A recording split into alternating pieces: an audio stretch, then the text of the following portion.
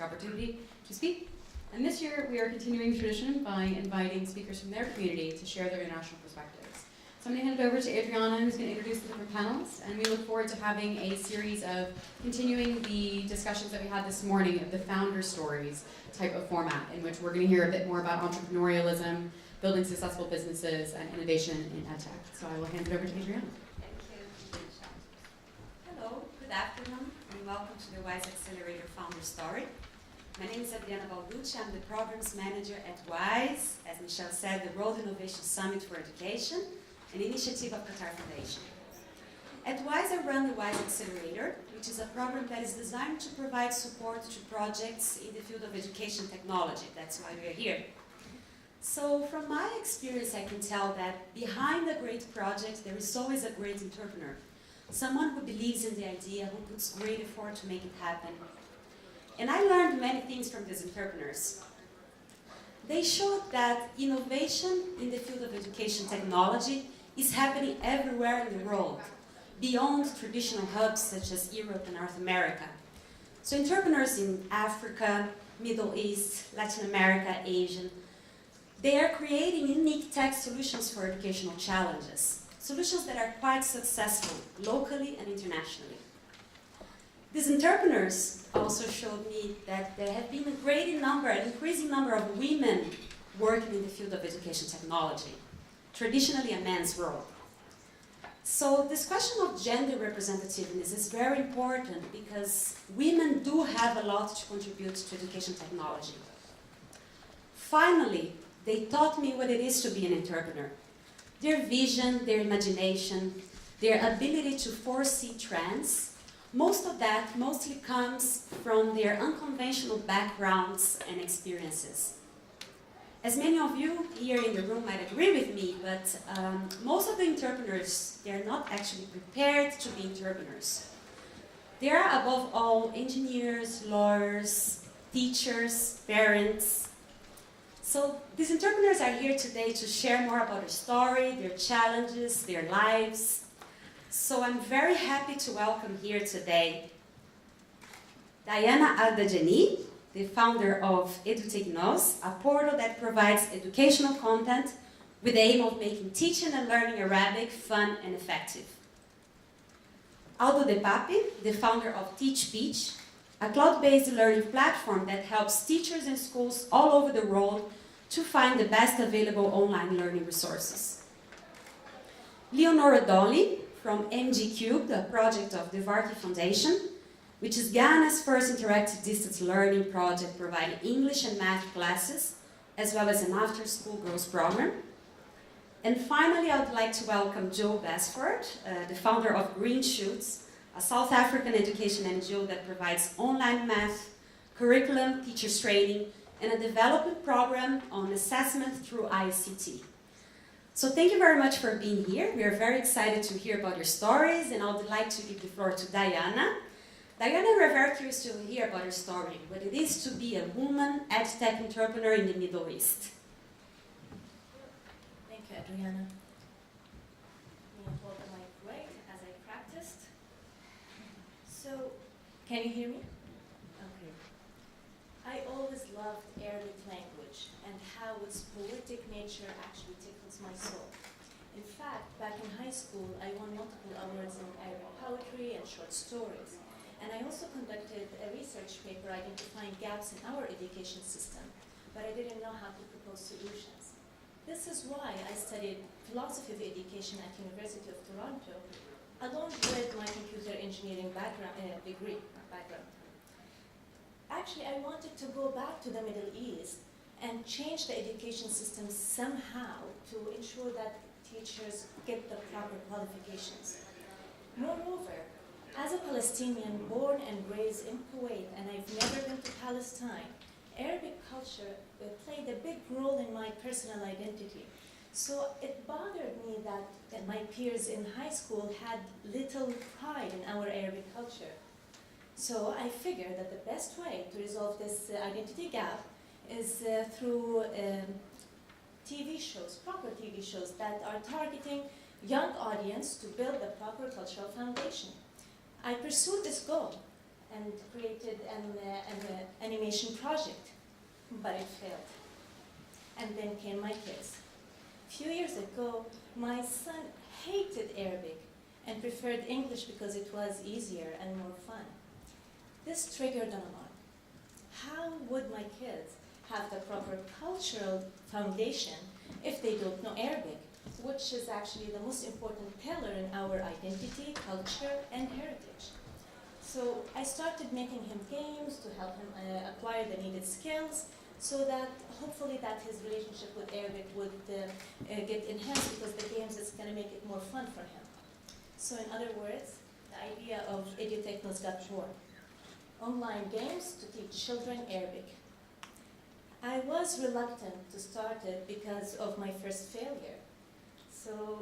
But my son actually pushed me to pursue EduTechnoz. And it was basically, if it fails, I realized that if it fails, it's okay, because it would be enough for me knowing that I have created the needed games that my kids will use to learn their Arabic. And so the journey started. Initially, I targeted Arab expats in the West, because back then, parents in the Middle East preferred teaching their kids English instead of Arabic. However, to better serve my son, I convinced his school in Qatar to use the games in the classroom for free. Interestingly, other schools wanted to use the games as well. So my initial target got slightly pivoted to include schools in the Middle East. Then I had to quit my full-time job before monetizing my business. And that was really scary. But luckily, I got a very nice mentor who actually encouraged me to apply for a national competition in Qatar. And I was, again, reluctant to apply, so that I actually called him a couple of hours before the deadline. I was like, I don't think I'm going to win. And he said, you know what, it's not about winning. It's about opening a door of opportunities. And he was right.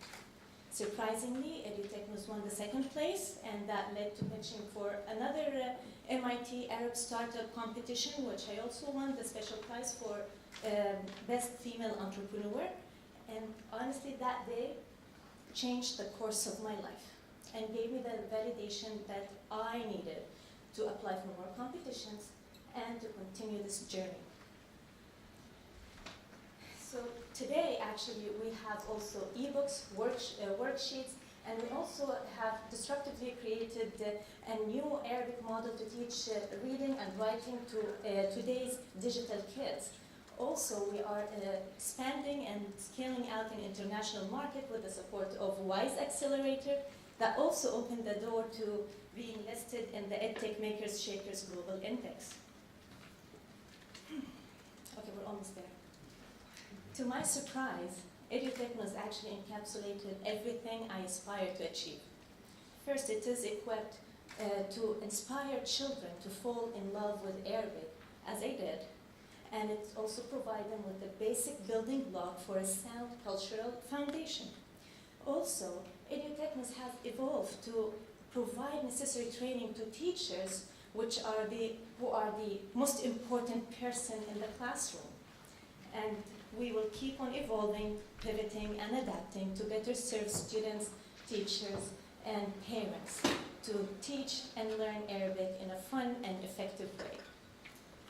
And now I would like to ask Aldo to join us to tell his story, as he is a dedicated teacher entrepreneur who keeps the conversation going on about empowering teachers and give them a voice.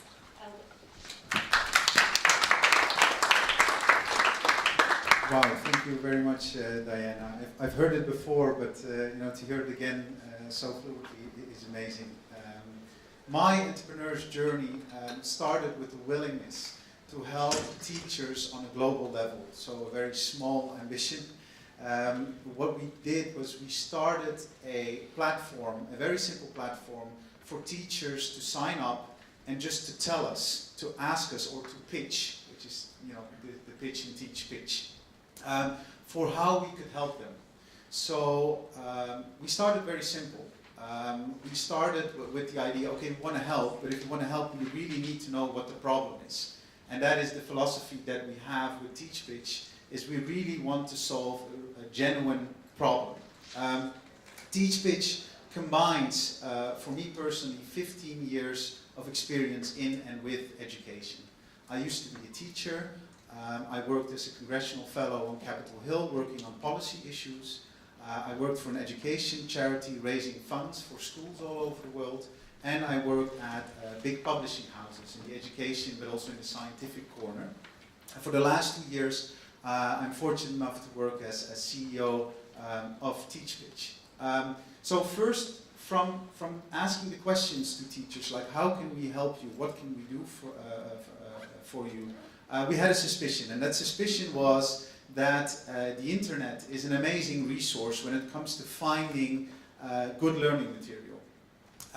We think that that is amazing, and we want to support that democratization of learning availability. But we also feel that that is an increased burden on the shoulders of individual teachers to find the most relevant learning material at the right moment in time. And that is what we are continuously focused on in the further development of TeachPitch. How can we help teachers find the most relevant learning material at the right moment in time? So what we do is we curate. We curate content of the best learning platforms out there. We put that in a big online learning library and make the content accessible via community technology. When we started 2 years ago, we recruited teacher sign-ups through a variety of channels, just asking people, going into schools, will you please sign up? I'm happy to say that today that's no longer the case through the support of great organizations. In the beginning, organizations such as Google, such as Macmillan, such as Accenture, later on our investors, but also teachers who really believed in our platform. I'm happy to say we're now in the tens of thousands of teachers. We have a presence in over 100 countries, and on a good day we have over 200 teachers signing up to our solution each and every single day. They're trying to find the most relevant content, the most relevant learning content at the right moment in time. Not only are we helping these individual educators, we're today also helping grade schools and universities with our repository technology, whereby on the back end of the discovery, we offer them the management tools to work with whatever resources they have circulating within their organizations. Lessons learned. I think lessons learned as a founder is, and as cheesy as it may sound, and as often as you might have heard it, is not to give up. I think resilience is the ingredient number one. As an entrepreneur, you need to accept that you're going to get as many no's as you are going to get yeses. But a no is just a no. It's like a little fly that you can wash off your shoulder and invite the yes in, right? Whichever door you knock on, it can either open or stay closed. And that's just the fact of life that we all need to accept. And that's resilience, basically coming to terms with that and knowing that your journey will continue, especially if you have such great people behind you, such as the backing as of WISE. That's my story. I hope it makes sense. If not, please feel free to send me an email or find us on Twitter. Happy to talk some more to you. Now it's my great pleasure to announce a next great founder and former teacher who does great work in Ghana. Come aboard, Leonora. Thank you very much.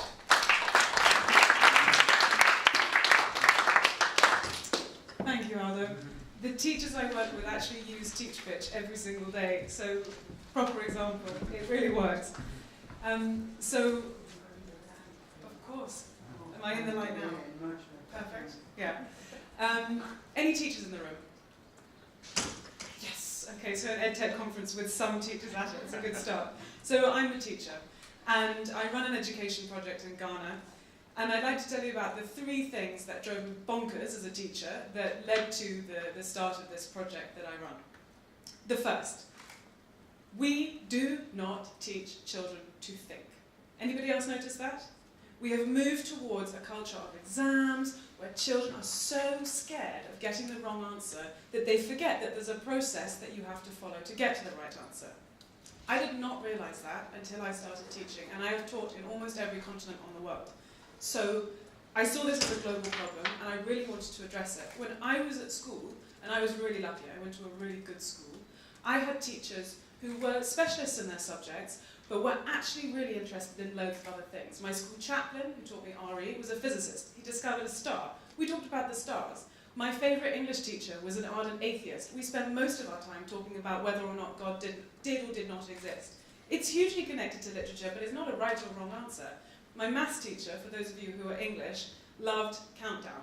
We spent most of our time doing countdown problems. The whole point of his job, he felt, was to help us apply the knowledge that we had, not to just soak up knowledge.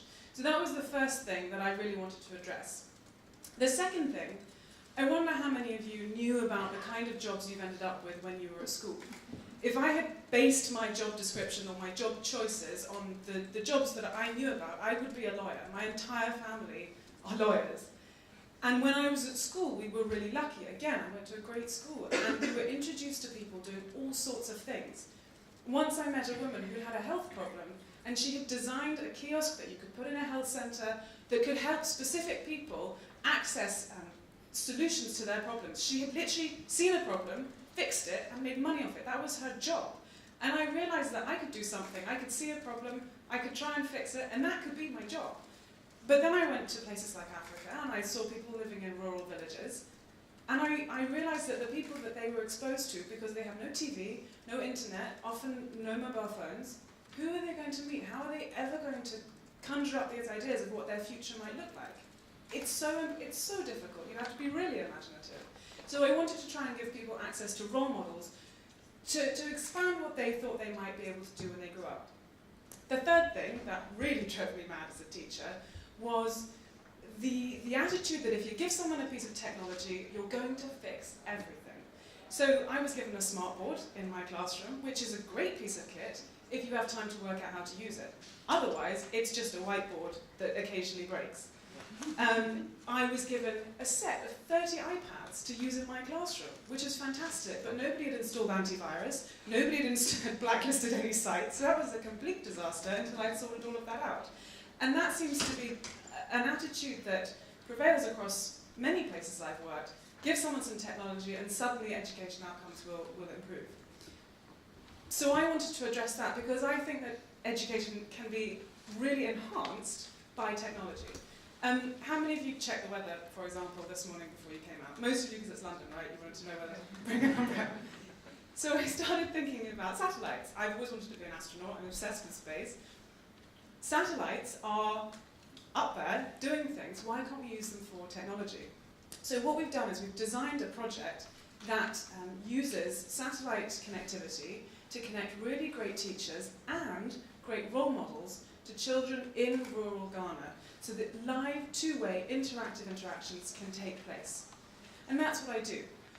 I work in Ghana. Obviously, there are huge challenges. The infrastructure is dreadful, the bureaucracy is maddening. But I was always told, as a teacher, if it's not working, if they're not learning, it's because you're not teaching right. And that's kind of my mantra for making this project work. If it's not working, it's not their fault, it's mine, and there's always something else I can do. I've been really lucky to have a lot of kind of inspirational experiences over my life, and I'm still really lucky because now it's the children I work with that inspire me. Some of them even want to be teachers, which I think is fantastic. So I'm very pleased to be here to tell you about the project. I'm very happy to talk to anybody about the ins and outs of what we do.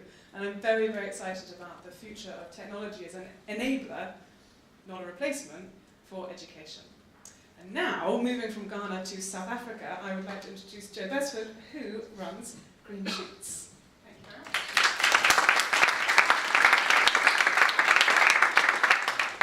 Thank you, Leonora. So here's my story from the tip of Africa. For me, EdTech has always been about the one. If you look at education problems, they can be huge, complex, resistant. So the way I tackle these problems is to start making a change just to one life at a time. What tears at my heart, what drives me to do what I do, is what I saw the first time I walked to a school, and in fact I saw last week. It's learners leaving temporary structures, no electricity, no water, walking in the mud to school, but their uniforms are immaculate. Pressed blazers, white shirts, bags bigger than they are, the girls with ribbons in their hair. The parents, the guardians, or even the older siblings have done everything they can to give these learners a chance. these learners can't be failed by schools, but too often they are. It's my role to ensure that these learners have the quality of education that they deserve and that they desperately need to break from the cycle of poverty. For me, EdTech is a great equaliser. EdTech provides the one with an equal opportunity to a quality education. It's my weapon. You know, it doesn't matter about your background, your home, or even, as I've seen, are you wearing shoes when you're in front of a screen? EdTech ensures the one has access to a quality maths lesson. You know, children are hungry to learn, they're eager. It's my role to ensure that need is fulfilled, but not just with a good enough lesson. EdTech opens the world to them. It can be chaos outside, even in the school. But for that 60 minutes, it's that child, the screen, and their maths. I was a teacher for over 10 years, and you can see that learners just want to be recognised as an individual. They want to know how they did, and they want their successes to be celebrated, no matter how small. In a primary school, there are many kids and you can be unseen. Can you imagine the joy on a child's face when they log into a maths lesson and there's their name at the top of the screen? They turn to me, how does the computer know my name? EdTech allows the one to be recognised as a unique individual. It's a unique identity they have. That's my name. That's my work. They're my achievements. That's my success. And EdTech doesn't judge if they fail. I believe that EdTech has the potential to personalise the learning journey of the one. You all want to know how you did. It's just natural. EdTech has that ability to give you that immediate personalised feedback. Nothing can beat being in a computer lab and seeing a little kid go, yes, they got it right. I can do it. Confidence grows. Belief emerges. It's infectious. Quality education, equal opportunity, that releases the one with the power to dream. I can do it. I can be anything I want. For me, it always has, it always will be about the one. Since 2012, GreenShoots has been able to help 88,000 ones with an equal choice, equal quality, and a choice to dream. But in South Africa alone, there's 12.5 million school-aged children. That's so many more ones to reach. So for me, EdTech isn't just about giving the one the power to dream, big, unrestrained. It's me too. And hopefully now, it's you again. Thank you. Thank you very much.